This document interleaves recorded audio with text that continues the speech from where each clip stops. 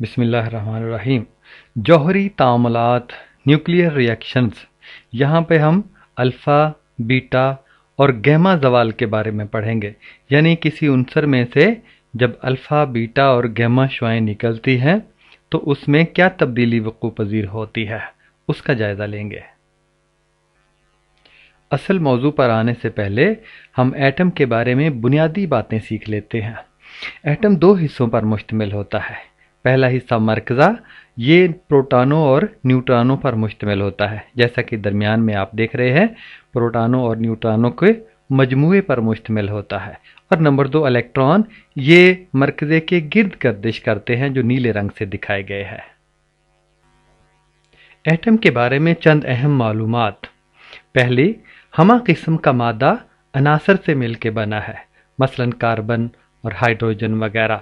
दुनिया में जो चीज़ भी आप देखते हैं वो अनासर से मिलके ही बनी होती है।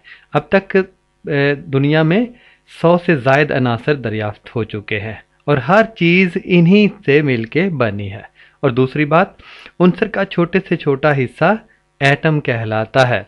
एटम भी आगे पीछे हमने पढ़ा कि इलेक्ट्रॉन, प्रोटॉन और न्यूट्रॉन वगैरह से मिलकर बना होता है, लेकिन उनसर का छोटे से छोटा हिस्सा इकाई के तौर पर हम एटम ही तस्वुर करते हैं। तीसरी बात, मुख्तलिफ अनासर के एटमों में प्रोटॉनों की तादाद मुख्तलिफ होती है। मिसाल के तौर पर सोने में प्रोटॉनों की तादाद और होगी, चांदी में प्रोटॉनों की तादाद और होगी, लोहे में और होगी और पारे में और होगी। यानी मुख्तलिफ अनासर के एटमों में प्रोटॉनों की तादाद मुख्तलिफ होगी। और नंबर 4, एटम का सारा तोल प्रोटॉनों और न्यूट्रॉनों की तादाद से बनता है।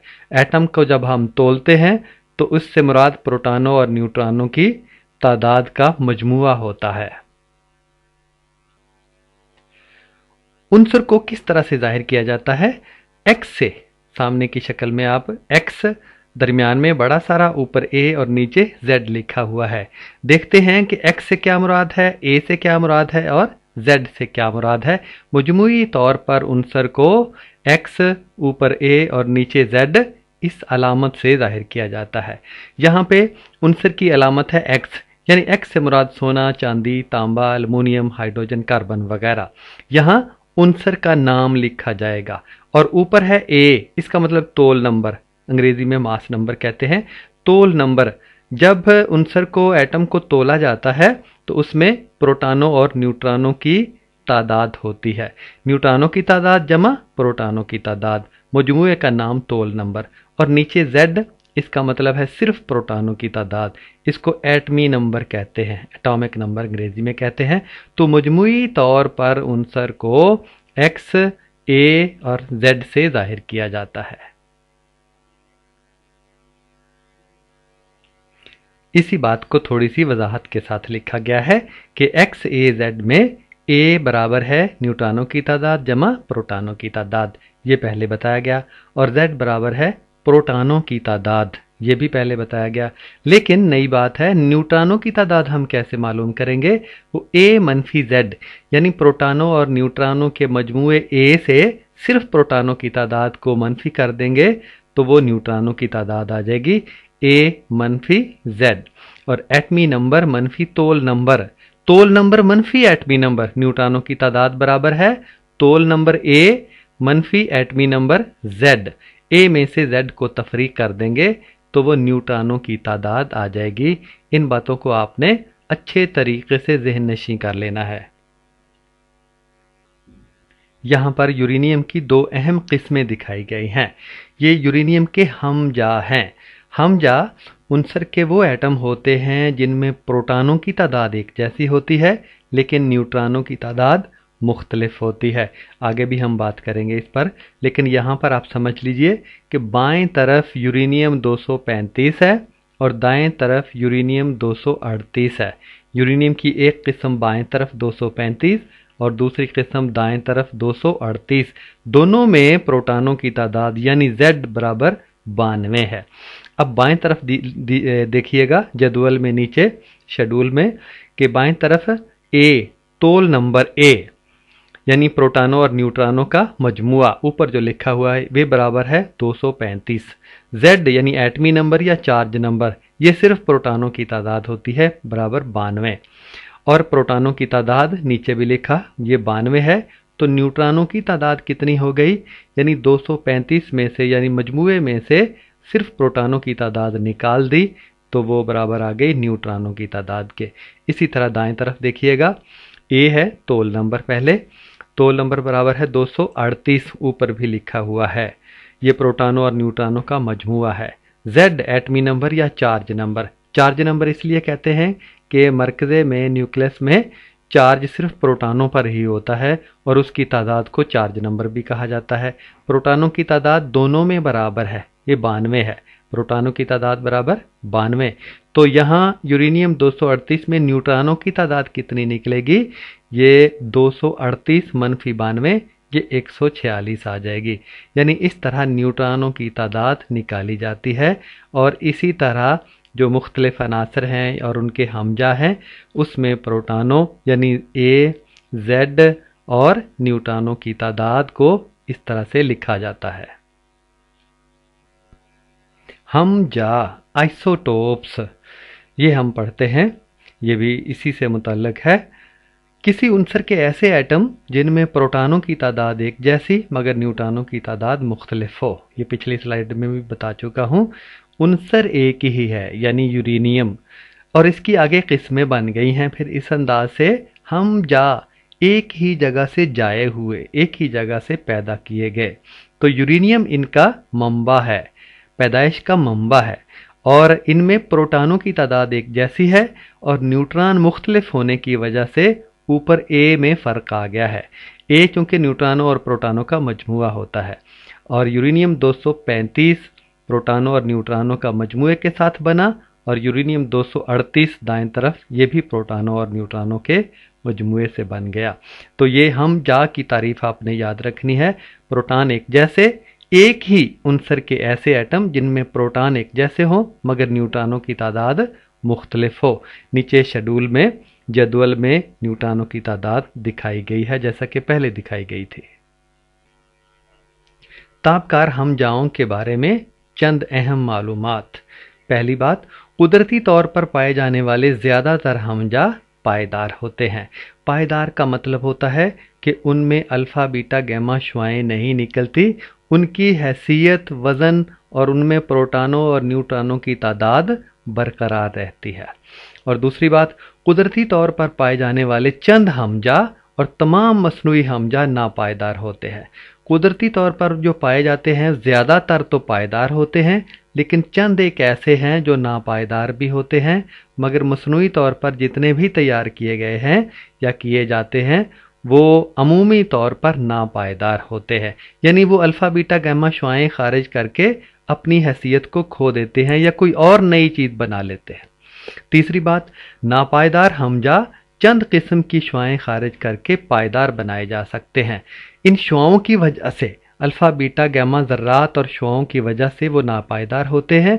जब कुछ अनासर में ये ज़र्रात निकल जाते हैं या शुआएं निकल जाती हैं तो वो पायदार हो जाते हैं, फिर वो शुआएं नहीं खारिज करते।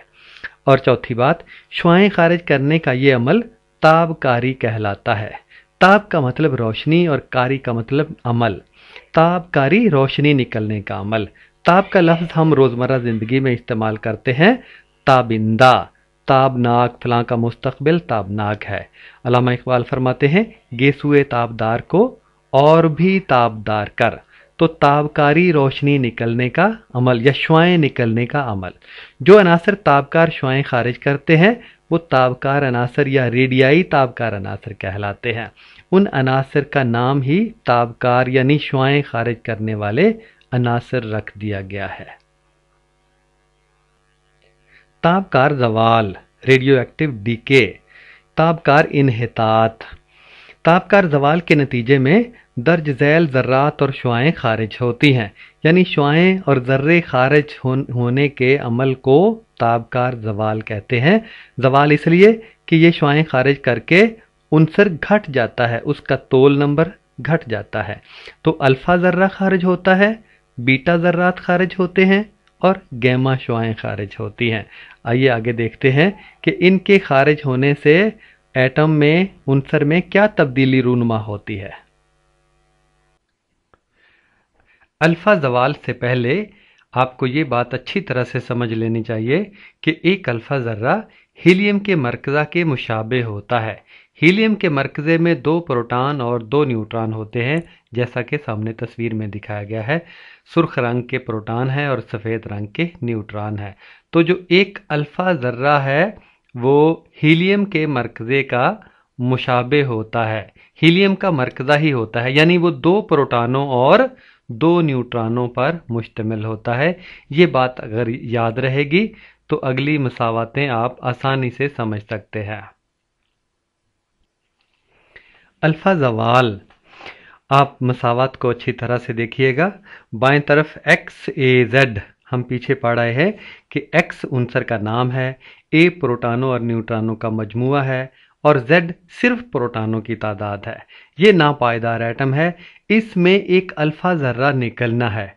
अल्फा ज़र्रा आप जानते हैं 2 प्रोटॉन और 2 न्यूट्रॉनों पर मुश्तमिल होता है और इसमें अल्फा ज़र्रा निकला तो जो नया बनने वाला एटम वाई है उसमें ऊपर 4 की कमी आ जाएगी, यानी 2 प्रोटॉन और 2 न्यूट्रॉन उसमें से निकल गए, और नीचे 2 की कमी आ जाएगी। नीचे प्रोटॉन है, 2 प्रोटॉनों की कमी हो गई। तो ऊपर 4 निकले हैं, प्रोटॉन जमा न्यूट्रॉन 4 तादाद हुई, 4 की कमी हुई और नीचे 2 की कमी हुई। निकला क्या है? ये He हीलियम। हीलियम में 2 प्रोटॉन और 2 न्यूट्रॉन होते हैं। नीचे चूंकि सिर्फ प्रोटॉनों की तादाद है तो 2 लिखा, ऊपर 2 प्रोटॉन और 2 न्यूट्रॉन मजमुआ 4 आ गए। तो हीलियम निकला है और इस निकलने से जो नया एटम बना है वाई, उसमें ए में 4 की कमी और जेड में 2 की कमी आई और ये निस्बतन ज़्यादा पायदार एटम बन गया। हम पढ़ाए हैं कि अल्फ़ा ज़र्रा, बीटा ज़र्रा, गैमा शुआएं निकलने से जो नापायदार हैं वो निस्बतन पायदार एटम में तब्दील हो जाते हैं। इसकी एक मिसाल है कि रेडियम है।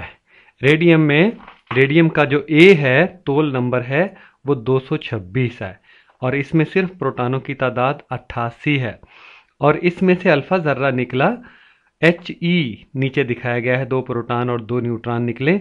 जाहिर बात है कि ऊपर ए में कमी आ जाएगी 4 की और नीचे जो Z है 88 है उसमें कमी आ जाएगी 2 की, एक अल्फा ज़र्रा निकलने से, यानी 2 प्रोटॉन और 2 न्यूट्रॉन निकलने से। और रेडियम में से जब अल्फा ज़र्रा निकल गया तो ये बन गया रीनियम। रीनियम में ऊपर 4 की कमी आ गई, 226 में से 4 गए 222 और नीचे 2 की कमी आ गई प्रोटॉनों की और 88 में से 2 गए, ये 86 आ गए। तो रीनियम जो है वो रेडियम में से एक अल्फा ज़र्रा निकला जो नीचे दिखाया गया है, वो तब्दील हो गया रीनियम में। ऊपर 222, ए की कीमत और जेड की कीमत 86। और अब इसी अमल को, अल्फा ज़वाल को एक मसावात की सूरत में लिखते हैं। पहले जो हम मसावात की अमूमी शक्ल थी एक्स ए जेड, इसमें एक अल्फा ज़र्रा निकला तो ए में 4 की कमी आई, वाई ए की -4 और नीचे वाई जेड की -2, जेड में 2 की कमी आई और आगे He 2 4 ये अल्फा ज़र्रा है। नीचे वही जो पीछे हमने देखा कि रेडियम है 226 और नीचे जेड 28, इसमें अल्फा ज़र्रा निकला He 2 4 और रेनियम बन गया Rn 222 और नीचे 86। उसी को हमने अमल को मसावत की सूरत में लिख दिया। यहाँ एक सवाल है कि रेनियम 222 और नीचे 86, ए 222 और जेड 86, इसमें एक अल्फा ज़र्रा निकलना है। He24 एक अल्फा ज़र्रा निकलते हुए दिखाया गया है, लेकिन दरमियान में जो रेनियम में से अल्फा ज़र्रा निकल गया तो बाकी वाई बचा एक उनसर है, एक एटम है। इसमें ऊपर ए में से कितनी कमी करेंगे, ए में से मनफी कितना करेंगे और जेड में कितना मनफी करेंगे। दूसरे लफ्ज़ों में ए की कीमत क्या आएगी और जेड की कीमत क्या आएगी, नीचे मसावत में भी लिखी हुई है। ये रेनियम है 222 ए है और जेड की कीमत 86 है। इसमें से एक अल्फा ज़र्रा निकला तो बाकी पोलोनियम बन गया, यानी ऊपर 4 की कमी, 222 में से 4 गए तो 218 हो गए, और नीचे 86 था Z, ये 2 इसमें से निकल गए तो 84 आ गया। पोलोनियम 218 और 84, एक अल्फा जर्रा निकला रीनियम से। एक और मिसाल देखिए अल्फा जवाल की। बाएं तरफ X कोई उनसर है, ऊपर A नीचे Z, ऊपर प्रोटॉनों और न्यूट्रॉनों का मजमुआ, नीचे सिर्फ प्रोटॉनों की तादाद। इसमें से एक अल्फा जर्रा निकला है, XAZ में से एक अल्फा जर्रा निकला है, यानी 2 प्रोटॉन और 2 न्यूट्रॉन, तो बन गया थोरियम, ऊपर 230 और नीचे 90। तो X की कीमत क्या होगी? X में X क्या होगा, A क्या होगा और Z क्या होगा? जाहिर है A में से 4 निकला है तो 230 आया है, तो A की कीमत आ गई 234, और नीचे 2 निकला है तो 90 आया है, तो Z की कीमत आ गई X में ये 92। तो ये होता है जो 234 प्रोटॉनों और न्यूट्रॉनों का मजमुआ, नीचे 92, ये यूरेनियम 234 होता है। तो यूरेनियम 234 में से एक अल्फा जर्रा निकला, तो थोरियम ऊपर 230 नीचे 90 आ गया, जमा He24, ये एक अल्फा जर्रा निकलते हुए दिखाया गया है। बाकी थोरियम 90 और 230 बच गया। उम्मीद है आपको समझ आ गई होगी। अल्फा जवाल की एक और मिसाल है, थोरियम 230 और 90, और इसमें से एक अल्फा जर्रा निकला, तो Y जो है वो A की कीमत क्या आएगी और Z की कीमत क्या आएगी? जाहिर बात है अल्फा जर्रा निकलने से A की जगह पे 230 -4 226 आ जाएगा, और Z की जगह पे 90 में से 2 निकाला तो 88 आ जाएगा। नीचे देखिएगा, थोरियम ऊपर 230 नीचे 90, इसमें से एक अल्फा जर्रा निकला तो रेडियम आ गया, ऊपर 226 और नीचे 88, रेडियम। थोरियम में से एक अल्फा जर्रा निकले तो रेडियम आ जाता है। अल्फा जवाल की एक और मिसाल, XAZ कोई भी उनसर है और इसमें से एक अल्फा जर्रा निकला, तो ये PB लेड आ गया, सीसा, ऊपर 214 और नीचे 82 आ गया। तो हमने X में X क्या होगा ये मालूम करना है। नीचे देखिएगा कि ये पोलोनियम है, पोलोनियम 218 और 84 इसका जवाब आया, यानी 214 में 4 जमा करें तो 218 आ गया, तो 218 होता है पोलोनियम का तोल नंबर A, और नीचे 82, तो इधर 2 जमा कर दें तो 84 आ जाएगा। यानी कि पोलोनियम में से अगर अल्फा जर्रा निकले तो फिर लेड आता है, सीसा आता है 214 82, और हमने चूंकि X मालूम करना था और X फिर पोलोनियम आया। बीटा जवाल। बीटा जर्रा एक तेज रफ्तार इलेक्ट्रॉन होता है जो दौरान ताबकार एटम से खारिज होता है। बीटा जर्रा ये इलेक्ट्रॉन का नाम ही है जो ताबकारी के दौरान खारिज होता है, और ये सामने तस्वीर में भी दिखाया गया है। बीटा जर्रा उस वक्त वकूअ पजीर और खारिज होता है, ये पहले से मौजूद नहीं होता मरकज़े में, न्यूक्लियस में। ये पैदा होता है जब न्यूट्रॉन प्रोटॉन में तब्दील होता है। तो बीटा जर्रा उस वक्त वकूअ पजीर और खारिज होता है जब एक न्यूट्रॉन एक प्रोटॉन और इलेक्ट्रॉन में तब्दील हो जाता है।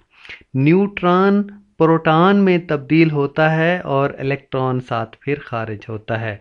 होता यूं है, आप इस तरह से समझिए कि जो न्यूट्रॉन है वो न्यूट्रल है, मोतदिल है, उसमें मुस्बत और मनफी दोनों खसूसियात एक दूसरे को ज़ायल किए रखती हैं। जब मनफी खसूसियत यानी एक इलेक्ट्रॉन निकल जाता है तो बाकी मुस्बत खसूसियत प्रोटॉन बाकी बच जाता है। तो इस तरह एक इलेक्ट्रॉन खारिज होता है तो जो न्यूट्रॉन है वो प्रोटॉन में तब्दील हो जाता है। इस तरह बीटा जर्रा खारिज होता है। बीटा जवाल में क्या तब्दीली आएगी देखिएगा। बीटा जवाल के नतीजे में ताबकार मरकज़े में एक न्यूट्रॉन की कमी और एक प्रोटॉन का इजाफा होता है। आपको पहले बताया कि न्यूट्रॉन प्रोटॉन में तब्दील होता है तो एक इलेक्ट्रॉन निकलता है, यानी बीटा जर्रा निकलता है। तो न्यूट्रॉन प्रोटॉन में तब्दील होने से न्यूट्रॉन की कमी आ गई और एक प्रोटॉन का इजाफा हो गया। और नीचे देखिएगा, इस तरह एटम के तोल ए यकसा रहता है, तोल ए यकसा रहता है क्योंकि प्रोटॉनों और न्यूट्रॉनों का मजमुआ होता है। एक न्यूट्रॉन कम हुआ लेकिन एक प्रोटॉन का साथ इजाफा हो गया, तो ए की कीमत तो रही एक जैसी, लेकिन नीचे आके जेड में एक का इजाफा हो जाएगा क्योंकि न्यूट्रॉन प्रोटॉन में बदला है ना, एक प्रोटॉन ज्यादा हो गया, तो जेड में एक का इजाफा हो जाएगा और ए की कीमत यकसा ही रहेगी। बीटा जवाल की मिसाल है पोलोनियम 218 और 84, इसमें से एक बीटा जर्रा निकला यानी इलेक्ट्रॉन निकला। आपने पहले पढ़ा कि इलेक्ट्रॉन निकलने से न्यूट्रॉन प्रोटॉन में तब्दील हो गया यानी एक प्रोटॉन का इजाफा हो गया। नीचे 84 से 85 आ जाएगा, 84 85 में तब्दील हो जाएगा क्योंकि एक प्रोटॉन का इजाफा हो जाएगा। और ऊपर चूंकि न्यूट्रॉन प्रोटॉन में तब्दील हुआ है, एक न्यूट्रॉन की कमी और एक प्रोटॉन का इजाफा, ए की कीमत वही रहेगी क्योंकि ए जो है वो न्यूट्रॉनों और प्रोटॉनों का मजमुआ होता है। तो ये जो पोलोनियम है ये तब्दील हो जाएगा एस्टेटाइन में। एस्टेटाइन ऊपर 218 ही रहा और नीचे 85 आ गया, एक प्रोटॉन का इजाफा हो गया बीटा जर्रा यानी इलेक्ट्रॉन निकलने से। बीटा जवाल की मसावात के जरिए वजाहत है एक्स ए जेड, जिसमें से एक बीटा जर्रा निकलना है यानी इलेक्ट्रॉन निकलना है। इलेक्ट्रॉन निकलने से नीचे जेड में एक का इजाफा हो जाएगा, जेड जमा एक, और ऊपर जो है ए वही रहेगा यानी एक्स ए जेड तब्दील हो गया बीटा जर्रा निकलने से, वाई ए ऊपर ए नीचे जेड जमा एक, एक का इजाफा हो जाएगा। और इसी को मिसाल के जरिए देखें, नीचे मसावात में पोलोनियम है, ऊपर 218 प्रोटॉनों और न्यूट्रॉनों का मजमुआ, नीचे प्रोटॉनों की तादाद 84 है। इसमें से एक बीटा जर्रा निकला यानी बीटा जर्रा निकलने से एक न्यूट्रॉन प्रोटॉन में तब्दील हो जाएगा। नीचे चूंकि प्रोटॉनों की तादाद है, एक प्रोटॉन का इजाफा होने से 84 85 हो जाएगा, ये पोलोनियम रेनियम में तब्दील हो जाएगा। ऊपर 218 वही रहेगा। ये बीटा जवाल में हमने y की कीमत निकालनी है। y में a की, y क्या है, a क्या है और z क्या है। पीछे थोरियम है 234 और 90, थोरियम में से एक बीटा जर्रा यानी इलेक्ट्रॉन निकला, तो y क्या बना, y बन गया प्रोटेक्टेनियम Pa, और ऊपर कितना 234 ही रहा और नीचे 91 आ गया, एक का इजाफा हो गया इलेक्ट्रॉन निकलने से क्योंकि न्यूट्रॉन प्रोटॉन में तब्दील हो गया है और Z प्रोटॉनों की तादाद होती है। तो थोरियम जो है वो प्रोटेक्टिनियम में तब्दील हो गया एक बीटा जर्रा या इलेक्ट्रॉन निकलने से। बीटा जवाल की एक और मिसाल देखिए, एक्स ए जेड है, इसमें से एक इलेक्ट्रॉन निकला, बीटा जर्रा निकला, तो ये लेड 210 82 में तब्दील हो गया। और हमने x की कीमत निकालनी है, x में x की a की और z की। आप देखिएगा गौर से नीचे कि थैलियम Ti थैलियम है, ये आगे है पीबी लेड जो है वो 210 और 82, और जाहिर बात है 82 एक बीटा जर्रा निकलने से बना है, तो पीछे जो बना था Ti वो ऊपर 210 ही रहा और नीचे 81, क्योंकि एक बीटा जरा निकलने से जो थैलियम है वो लेड में तब्दील हुआ और एक नीचे जेड में एक का इजाफा हुआ था, तो पीछे वाला जो है वो एक की कमी के साथ 81 आ जाएगा। ये मिसाल भी बहुत आसान है बीटा जवाल की। ये बिस्मथ 210 और नीचे 83 है, एक बीटा जर्रा निकला, तो y क्या होगा, a क्या होगा और z क्या होगा। आइए निचली मसावात में देख लेते हैं। बिस्मथ है 210 83, एक बीटा जर्रा निकला, तो नीचे जाहिर है 83 की बजाय पोलोनियम बनेगा। पोलोनियम में नीचे प्रोटॉनों की तादाद 84 होती है और ऊपर प्रोटॉनों और न्यूट्रॉनों का मजमुआ वही रहेगा, ये 210 होता है एक बीटा जर्रा निकलने से। एक और मिसाल देखिए बीटा जवाल की, एक्स ए जेड है, इसमें एक बीटा जर्रा यानी इलेक्ट्रॉन निकला, तो ये बिस्मथ 214 83 आ गया और हमने एक्स की कीमत मालूम करनी है। नीचे देखिएगा मसावात में ये लेड है 214 और नीचे 82 है, क्योंकि एक इलेक्ट्रॉन जब इसमें से निकल गया तो नीचे वाला 82 83 में तब्दील हो गया, तो ये जो लेड है ये बिस्मथ में तब्दील हो गई 83 और 214 में। गैमा ज़वाल, अल्फ़ा और बीटा ये दोनों ज़र्रात हैं, लेकिन ये खालिस्तन शुआएं हैं। तो गैमा शुआएं अल्फ़ा और बीटा की तरह चार्जशुदा ज़र्रात नहीं हैं, बल्कि खालिस्तन शुआएं हैं। गैमा शुआएं बुलंद ताद्दुद की बरक़ी मक़नातीसी शुआएं हैं। इनकी फ्रीक्वेंसी बहुत ज़्यादा है और ये बरक़ी मक़नातीसी शुआएं हैं, इलेक्ट्रोमैग्नेटिक वेव्स। इनमें बरक़ी भी और मक़नातीसी दोनों खुसूसियात साथ साथ होती हैं। तीसरी बात, जब अल्फ़ा और बीटा ज़र्रात खारिज होकर नए एटम बनते हैं, हमने पीछे देखा अल्फ़ा और बीटा ज़र्रात खारिज होने के बाद नए एटम बन जाते थे।